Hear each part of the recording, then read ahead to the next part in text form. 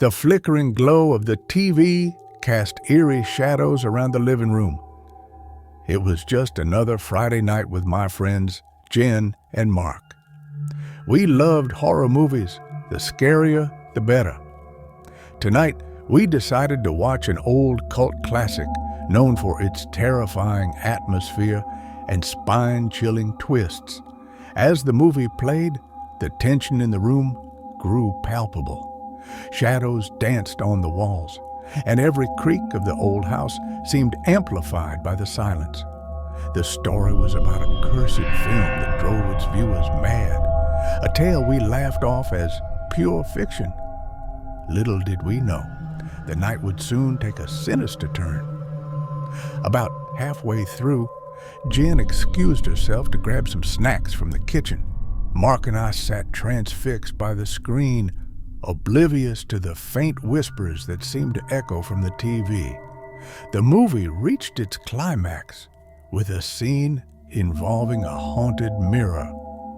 Just as the characters in the film stared into it, I felt a chill run down my spine.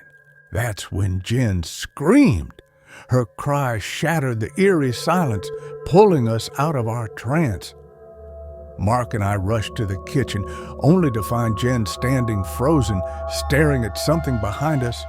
Her eyes were wide with terror, and she pointed a trembling finger toward the TV. I turned slowly, my heart racing in my chest. On the screen, the characters in the movie were no longer acting. They were staring directly at us, their eyes filled with a malevolent gleam. I blinked, thinking it was a trick of the light, but they remained locked in a sinister gaze. Mark grabbed the remote, desperately trying to turn off the TV, but the buttons were unresponsive. The characters on screen began to move, slowly stepping out of the frame and into our world. Fear gripped my throat as I realized the cursed film wasn't just a story, it was real, and we were its unwitting audience. In a panic, we tried to flee, but the living room seemed to stretch endlessly, trapping us in a nightmare. The air grew thick with a palpable sense of dread as the characters approached, their movements jerky and unnatural. I could hear their whispers now, a cacophony of voices that echoed inside my mind.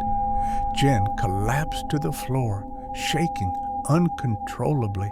Mark and I huddled together, our backs against the wall as the figures drew closer. They had no faces, just hollow voids where their eyes should have been. One by one, they reached out towards us, their touch sending waves of icy terror through our bodies. Just as all hope seemed lost, I remembered something from the movie, a way to break the curse.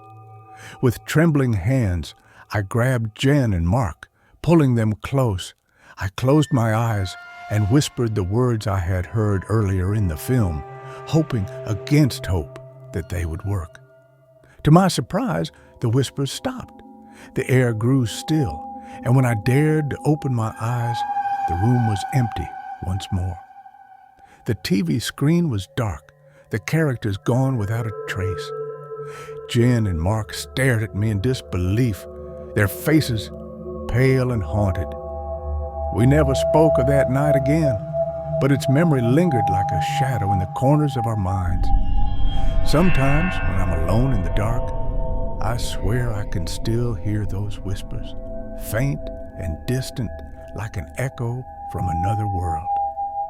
The experience left an indelible mark on us, a reminder that some stories are better left unwatched, and some curses better left unbroken.